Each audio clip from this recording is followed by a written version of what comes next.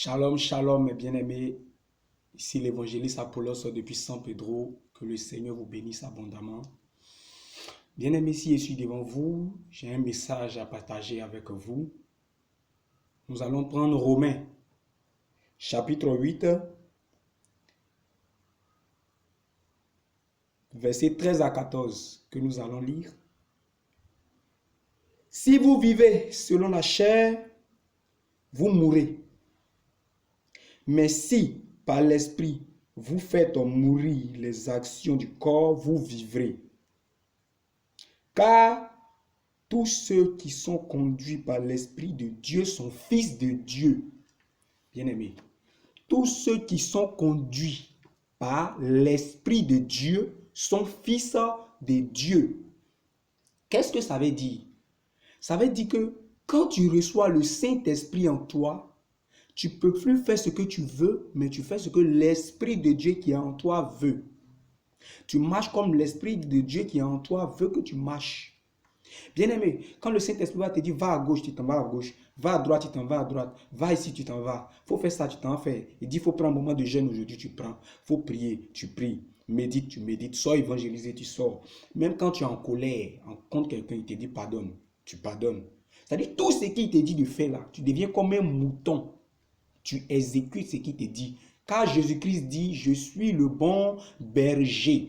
Et donc c'est Jésus qui est censé nous guider. C'est le Saint-Esprit qui est censé nous guider. Mais imaginez-vous, si nous aujourd'hui on se lève, et puis pendant que ton berger est là te montrer le chemin, tu dis au berger, mais Seigneur, ceux-là, ils font ça là, mais pourquoi tu m'envoies ici? Mais pourquoi tu dis de faire ça? Mais pourquoi tu dis de faire ci? Mais pourquoi tu dis, tu vas te perdre, bien-aimé. Voilà pourquoi un vrai enfant de Dieu doit se laisser conduire par le Saint-Esprit. Il n'a plus rien à dire. Le Saint-Esprit, c'est l'Esprit de Dieu en nous. Et donc le Saint-Esprit connaît toutes choses. Le Saint-Esprit sait comment nous instruire. Le Saint-Esprit sait comment nous montrer le chemin. Ici, il est écrit que tous ceux qui sont conduits par le Saint-Esprit sont fils de Dieu. Si tu ne te laisses pas conduire par le Saint-Esprit et que tu veux forcer pour aller au ciel, ça devient difficile. Mais quand le Saint-Esprit est en toi, ça devient très facile. Tu as juste à obéir à la voix du Saint-Esprit. Et puis c'est fini, bien-aimé. Mais comment on reçoit le Saint-Esprit? Aujourd'hui, beaucoup baptisent au nom du Père, du Fils et du Saint-Esprit. C'est un faux baptême, bien-aimé. Comment? Acte 19 nous le prouve. Acte 2 nous le prouve. On baptise au nom de Jésus-Christ. Et quand on finit de baptiser au nom de Jésus, Jésus lui-même, qu'est-ce qu'il fait Jésus? Après l'avoir baptisé, quand on baptise quelqu'un au nom de Jésus, on veut dire quoi? Jésus, il vient de mourir comme tu es mort à la croix, il vient de mourir avec toi, il est ressuscité avec toi, donne-lui maintenant ton esprit. Et Jésus vient te donner le Saint-Esprit, ça lui, il vient te baptiser du Saint-Esprit et du feu. Et quand Jésus finit de te baptiser du Saint-Esprit, le Saint-Esprit n'est pas à côté de toi, mais maintenant il est en toi. Voilà pourquoi, Luc 11, verset 24, là, le démon dit, Jésus dit, parce que le démon est parti, ne trouvant pas du repos, il dit, je retournerai dans ma maison. Donc le démon considère ton corps comme sa maison. Donc c'est la même chose avec le Saint-Esprit. Notre corps là, c'est le temple du Saint-Esprit. Le Saint-Esprit est censé habiter en nous, pas être à côté de nous. Mais quand le Saint-Esprit est en toi, le Saint-Esprit maintenant te conduit, te dirige. Tu fais ce que Dieu veut. Tu fais plus ce que tu veux. Voilà pourquoi 1 Jean 2, 15 dit quoi? N'aimez point le monde, ni les choses même qui sont dans le monde. Car si quelqu'un aime le monde, l'amour du Père n'est point en lui. Jésus-Christ n'est point en lui. Le Saint-Esprit n'est point en lui. Parce que quand le Saint-Esprit vient en toi, le Saint-Esprit te façonne. Si tu étais un homme colérique, tu n'es plus colérique. Si tu étais quelqu'un qui se mettait en colère facilement, le Saint-Esprit va te transformer. Si tu étais quelqu'un qui aimait les plaisirs du monde, le Saint-Esprit va te façonner. Si tu étais quelqu'un qui était encore attaché aux plaisirs de ce monde, le Saint-Esprit va te transformer. Et tu vas marcher comme Dieu veut. Et en ce moment-là, tu seras appelé saint. Pourquoi? Parce que 1 Jean 3, verset 9 dit ceci. Quiconque est né de Dieu ne pratique plus le péché. Mais quand on dit pratiquer, c'est faire le péché. Et donc, quiconque est né de Dieu ne pratique plus le péché. Et il ne peut pécher parce qu'il est né de Dieu et la sémence de Dieu demeure en lui. Et donc, le Saint-Esprit demeure dans cette personne-là. Cette personne-là ne peut plus pécher. Cette personne-là ne peut plus faire ce que lui veut faire. C'est le Saint-Esprit maintenant qui fait toutes choses dans cette personne. C'est le Saint-Esprit qui guide cette personne. C'est le Saint-Esprit qui instruit cette personne. C'est le Saint-Esprit qui montre la vraie voie pour que la personne puisse marcher selon les plans et les préceptes de Jésus. L'apôtre Jean va plus loin en disant, dans 1 Jean 5, verset 18, nous savons que quiconque est né de Dieu ne pêche point. Et donc, si tu continues à pécher, si tu te plais dans ton péché, si tu ne regrettes pas pour te repentir, pour changer, si tu ne vis pas une bonne vie, pose-toi la question, est-ce que j'ai le Saint-Esprit? Est-ce que le Saint-Esprit me conduit? Est-ce que je peux dire que je suis enfant de Dieu? Est-ce que j'ai fini avec le péché? Est-ce que je n'aime plus le monde? Est-ce que je n'aime plus les maquillages, les faux ongles, les faux cils, les baillards, les mèches, les novelas, les Nollywood, les ballons, les isbets, toutes ces choses du monde-là? Est-ce que ce n'est pas encore dans ton cœur? Tant que ça est là, tu n'es pas encore un vrai chrétien. Tu n'es pas encore un enfant de Dieu. Parce que le mot chrétien veut dire quoi? Petit Christ. Et donc Christ était conduit par l'Esprit. Tu es censé être conduit par l'Esprit. Christ faisait la volonté du Père sur la terre. Tu es censé faire aussi la volonté du Père sur la terre. Bien aimé, je vais vous dire, laissons-nous conduire par le Saint-Esprit. Car ici, il est clair. Bien aimé, car tous ceux qui sont conduits par l'Esprit de Dieu sont fils de Dieu. Si toi, l'Esprit Saint ne te parle pas, si tu continues encore à faire les mauvaises choses, et puis l'Esprit Saint ne te dit pas, ça c'est pas bon, arrête, ça c'est pas bon, arrête. Tu n'as pas encore le Saint-Esprit en toi. Et j'aimerais là interpeller quelqu'un. Vous qui recevez les baptêmes au nom du Père, du Fils et du Saint-Esprit, je vous dis c'est un faux baptême.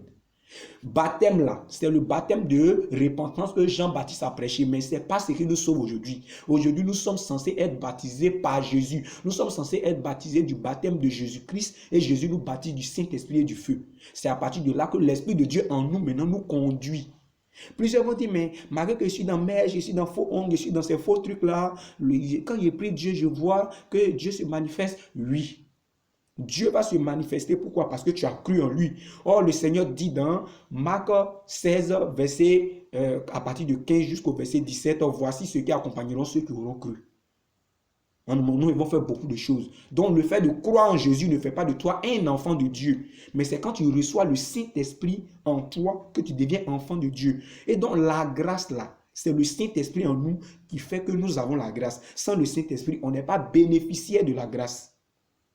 Donc, toi qui m'entends aujourd'hui, bien-aimé, que le Saint-Esprit commence à te guider, que le Saint-Esprit commence à t'instruire, que le Saint-Esprit commence à te montrer ce que Jésus aime, ce que Jésus n'aime pas, pour que tu puisses marcher fidèlement par la parole du Seigneur. Parce qu'on ne sait pas quand on meurt, bien-aimé. On ne sait pas quand on meurt. Bien, ne sois pas surpris demain après ta mort. Parce que si tu n'es pas conduit par l'Esprit de Dieu, tu n'es pas fils de Dieu. La parole de Dieu est claire.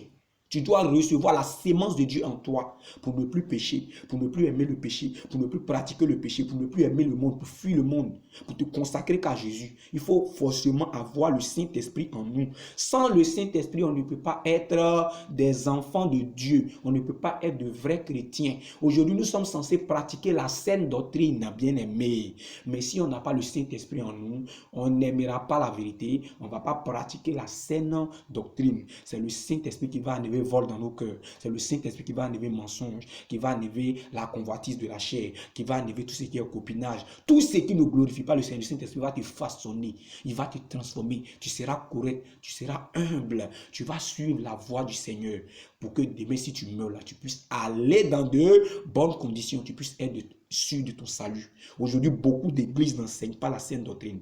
Fuyez ces églises, bien-aimés. Parce que dans Tite 1, verset 9, c'est ce qui est écrit. On doit suivre la saine doctrine. Dans 2 Timothée 4, verset 3, c'est écrit. Bien-aimé, dans Timothée même, il y a Tite. Dans Timothée, il y a saine doctrine.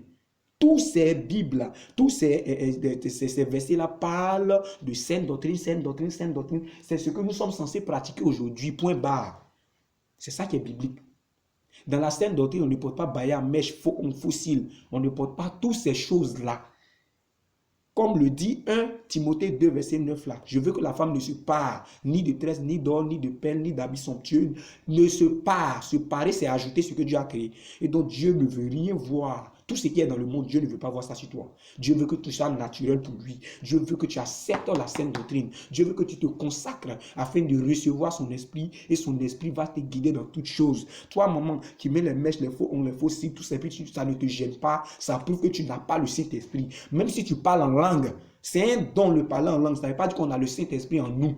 Même si tu fais les miracles, ça ne veut pas dire que tu as le Saint-Esprit en toi. Parce que Jésus dit, voilà les signes qui accompagneront ceux qui auront cru. En mon nom, ils chasseront les démons, on fait les miracles, on fait tant. Mais en son nom, tu vas faire, mais ça ne veut pas dire que tu es enfant de Dieu. Et donc, bien aimé, sanctifions-nous. Jésus-Christ vient. Il est encore temps de changer de vie. Il est encore temps de se repentir. Il est encore temps d'accepter le vrai Jésus, bien aimé. Parce que demain ne nous appartient pas. Vraiment, c'est ce que j'avais à vous dire. Que le Seigneur vous bénisse abondamment.